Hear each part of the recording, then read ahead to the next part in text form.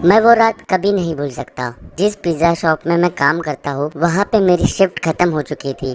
मैं रेडी हो रहा था घर जाने को, तभी वो फ़ोन बजा। उस रात काउंटर पे मैं ही अकेला काम कर रहा था, तो मैंने ही फ़ोन रिसीव किया। लेकिन कोई बात ही नहीं कर रहा था, इसीलिए मैंने फ़ोन रख दिया। कुछ 1 मिनट बाद फिर से वो फ़ोन रिंग हुआ।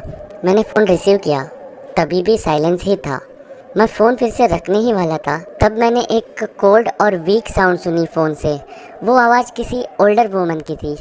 उसने कहा उसे रेगुलर चिकन पिज़्ज़ा चाहिए। मैं फ़ोन पे तो शांत रहा, लेकिन अंदर से तो मैं उस बूढ़ी औरत को गालियाँ दे रहा था। मैं अपनी शिफ्ट ख़त्म करके घर जाने ही वाला था, तभी उसका फ़ोन आया था। मैंने अपने बॉस को कहा कि कोई तो पिज़्ज़ा डिलीवरी ऑर्डर कर रहा है। मेरे बॉस ने कहा मुझे वो पिज़्ज़ा डिलीवर करना होगा। पहले तो मैं बहुत अपसेट हुआ, लेकिन मैंने सोचा कि मुझे इसका टिप भी मिलेगा, और बूढ़े लोग बहुत ही ज़्यादा अच्छी टिप देते हैं। मैंने एड्रेस नोट डाउन किया और मैंने उसे कहा कि मैं वहाँ पे जल्दी आ जाऊँगा, लेकिन उसने पहले से ही फ़ोन कट कर दिया था।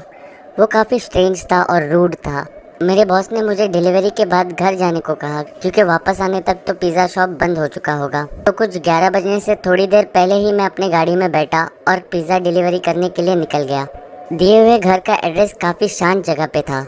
जीपीएस की मदद से मैं एड्रेस लोकेशन पे पहुंचा। वो काफ़ी शांत और 1 फ्लोर का घर था।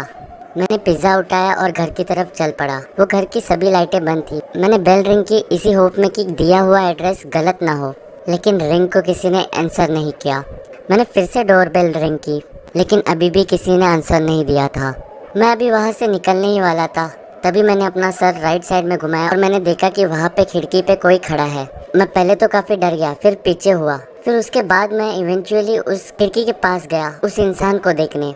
वो एक बूढ़ी औरत थी, मिड 70s में। वो एक ब्लैंक एक्सप्रेशन के साथ मेरी तरफ स्टेयर कर रही थी। विंडोज़ के थ्रू मैंने चिल्लाया कि उसका पिज़्ज़ा मेरे पास है, लेकिन उसने कुछ रिस्पॉन्ड ही नहीं किया। इसलिए मैंने और भी चिल्ला के कहा। तभी उसकी फेस पे एक बड़ी सी स्माइल आई। वो स्माइल कोई जेन्युइन स्माइल नहीं थी, वो काफ़ी क्रीपी और डरावनी स्माइल थी। मुझे आज भी उसकी स्माइल और वो एक्सप्रेशंस याद है। मैंने डिसाइड किया कि मुझे वहाँ से निकल जाना चाहिए, तो मैं वहाँ से निकल गया और अपने कार में जाके बैठा। पिज़्ज़ा को मैंने पैसेंजर सीट पे रखा। मुझे लगा कि मुझे ये सब अपने बॉस को इन्फॉर्म करना चाहिए। मैंने मेरे बॉस को टेक्स्ट किया और मैंने कार चालू कर दी। बस एक बार मैंने राइट साइड में अपनी नज़र डाली। मैंने देखा कि वो औरत पैसेंजर सीट के विंडो में मुझे अभी भी देख रही है, वही सेम स्माइल और एक्सप्रेशन के साथ मुझे स्टेयर किए जा रही है। ये देखते ही मैंने वहाँ से अपनी कार बड़ी तेज़ी से भगाई और मैंने पीछे मुड़ के भी नहीं देखा। इसके बाद मेरे बॉस ने मुझे कभी लेट नाइट डिलीवरी